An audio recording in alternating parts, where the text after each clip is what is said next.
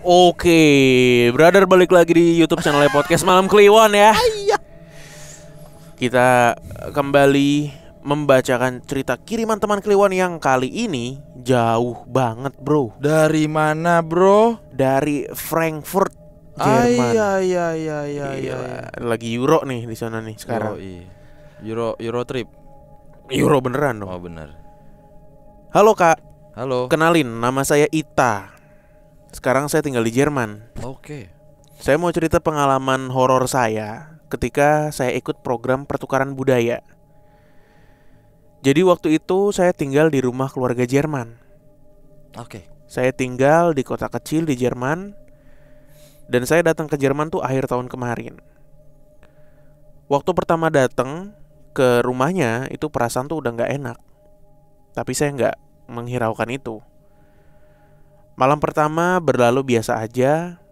Kejadian tuh mulai aneh hari keempat kalau gak salah. Jadi waktu itu semua orang tuh baru pergi keluar. Yang di rumah cuma saya aja. Oh ya, sebelumnya saya mau sedikit mendeskripsikan rumahnya. Jadi rumahnya itu ada 3 lantai. Dan di sini itu setiap rumah tuh pasti ada ruang bawah tanahnya. Ruang bawah tanah itu biasanya digunakan untuk mesin cuci atau nyimpan barang-barang.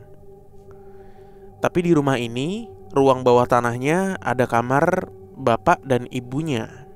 Dan juga kamar mandi. Sorry. Nah, kalau saya waktu itu tinggal di kamar paling atas. Tapi mandinya di ruang bawah tanah, di basement. Balik ke cerita. Waktu mereka pulang, saya turunlah ke lantai 1.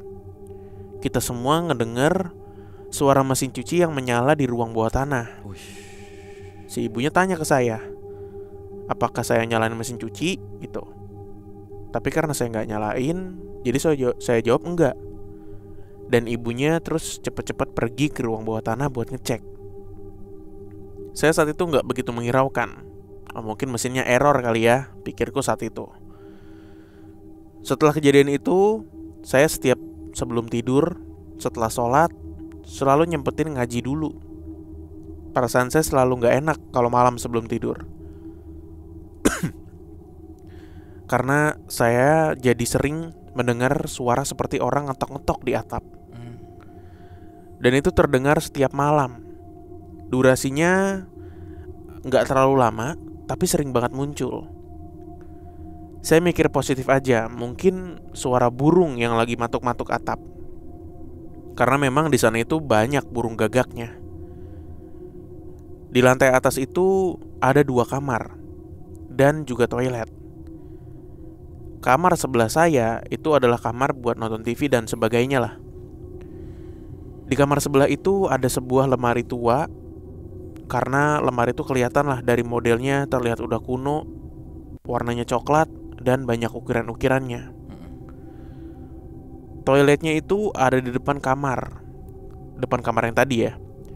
Jadi kalau setiap saya mau ke toilet malam-malam, saya memilih untuk memejamkan mata agar nggak ngelihat kamar itu.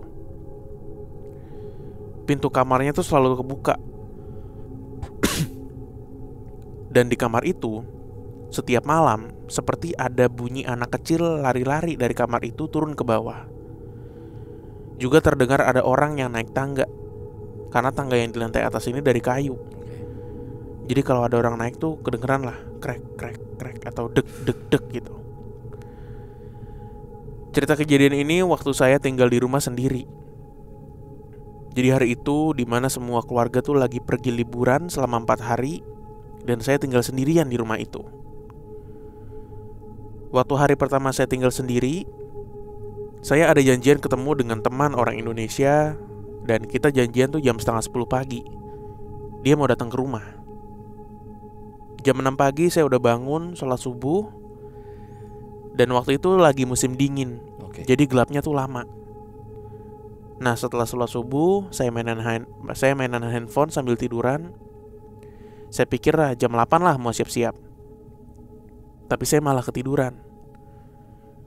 Waktu ketiduran itu, tiba-tiba saya ketindihan. Rasanya saat itu saya gak bisa nafas, gak bisa gerak, dan juga berbicara. Tapi saya bisa membuka sedikit mata saya dan ngeliat ada makhluk besar di atas tubuh saya. Nggak kelihatan wajahnya, tapi cuman kelihatan punggung. Makhluk itu memakai setelan kemeja putih lusuh dan suspender. Saya baca-baca doa untuk coba bangun, tapi selalu gagal. Kemudian waktu itu saya baca doa lagi. Akhirnya saya bisa bangun, tapi ternyata saya nggak beneran bangun, melainkan jiwa saya yang keluar dari raga saya.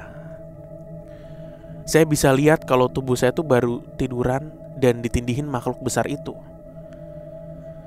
Terus tiba-tiba muncul anak kecil cewek di sebelahku, nggak tahu dia dari mana. Si anak kecil itu berpakaian khas orang Jerman waktu zaman dulu. Dia itu rambutnya pendek, sebahu, agak blond gitu. Terus dia ngebelakangin saya. Terus saya panggil dia, "Halo," panggilku gitu. Tapi dia nggak jawab. Saya penasaran dengan wajahnya. Terus saya beraniin untuk megang pundak dia, tapi dia malah mau lari. Akhirnya aku tarik pundak dia. Terus dia bilang pakai bahasa Indonesia, tapi bahasa Indonesianya itu yang kaku. Bayangin aja kalau orang bule belajar ngomong bahasa Indonesia pasti logatnya masih kaku gitulah. Dia ngomong gini, "Kak, jangan lihat, nanti kamu takut." Nah, dia waktu ngomong gitu tuh sambil noleh dong. Dan ternyata mukanya beneran rusak separoh sebelah kiri. Sebelah kiri itu kayak udah busuk gitu, dan matanya kayak mau keluar. Muka sebelah kanannya itu putih banget, tapi agak pucat. Kagetlah saya. Setelah melihat anak kecil itu, tubuh saya langsung rasa lemes. Dan saya coba berdoa lagi, berharap saya bisa kembali secepatnya ke tubuh saya. Waktu saya baca-baca doa, terdengar bunyi bel ting tong terus-terusan. Waktu itu saya belum bisa bangun. Saya coba berdoa lagi, dan alhamdulillah waktu bunyi bel ketiga saya bisa kebangun. Dan rasanya tuh saya seperti habis lari maraton. Nafas saya berat, deg-degan, dan seluruh badan saya gemeter. Terus saya cepat-cepat ke bawah dan bukain pintu. Ternyata itu teman saya. Kata teman saya, dia udah nunggu agak lama waktu itu. Dia tanya, kenapa wajah saya seperti orang ketakutan. Saya cuma bilang kalau saya habis ketindihan. Saya terima kasih banyak lah sama teman saya itu, karena kalau dia gak datang, saya gak tahu apa yang terjadi dengan saya. Setelah kejadian itu, saya jadi sering ketindihan. Saya sampai gak berani merem tiap malam karena takut ketemu anak kecil itu. Tapi tiap malam itu tetap aja ada suara lari-lari anak kecil. Jadi saya tuh baru bisa tidur kalau saya habis zikir. Saya mutusin untuk pindah keluarga akhirnya, dan saat itu saya cuma tinggal di sana tuh 3 minggu. Oke lah, jadi itu cerita saya, Kak. Sebenarnya masih banyak kejadian mengerikan di hidup saya dengan makhluk halus. Kalau tertarik dengan cerita-cerita saya yang lain lagi, dengan senang hati saya akan bercerita. Terima kasih ya sudah dibacakan. Salam dari Jerman.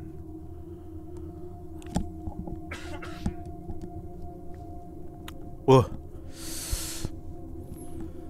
Oke. gatel sekali tenggorokanku, kawan. Hihi.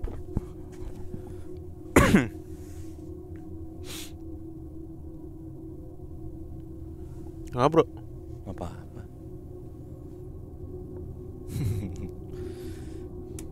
Ayo. Kayak film Annabelle ya. Apa itu? Anaknya. Enggak, bukan, maksudnya gue tuh kalau membayangkan Nyanyi. membayangkan rumah-rumah bule yang ada bawah tanahnya gitu loh. Film-film Annabelle gitu-gitu kan. Coba ya, si ibunya kan orang Jerman, bapaknya orang Jerman. Mesin cucinya nyala tuh di bawah tuh. Biasanya bunyi tuh. Apa? Bunyinya gini nih mesin cuci tuh. Teng teng teng teng teng teng teng teng teng teng gitu. Emang iya? Lo kalau nggak pernah nyuci sih tuh. Lah, mesin cuci di rumah gua nggak gitu bunyinya. Sih sekarang ada nyanyiannya lo kalau udah selesai sama belum. Oh gitu. Iya, ya Biasanya kan cuman kalau tit, udah tit nyanyi gitu doang. dia. Oh gitu. Nyanyi iya. Tergantung merek kali. Iya kan? Ijil ya. Mereknya apa sih? Hah? Coba deh. Bunyi mesin cuci. Tergantung merek gak sih? Kalau nggak bunyi ini kali kalau lagi nyuci jeans. Duk duk duk duk duk duk duk gitu tuh. Ada kok.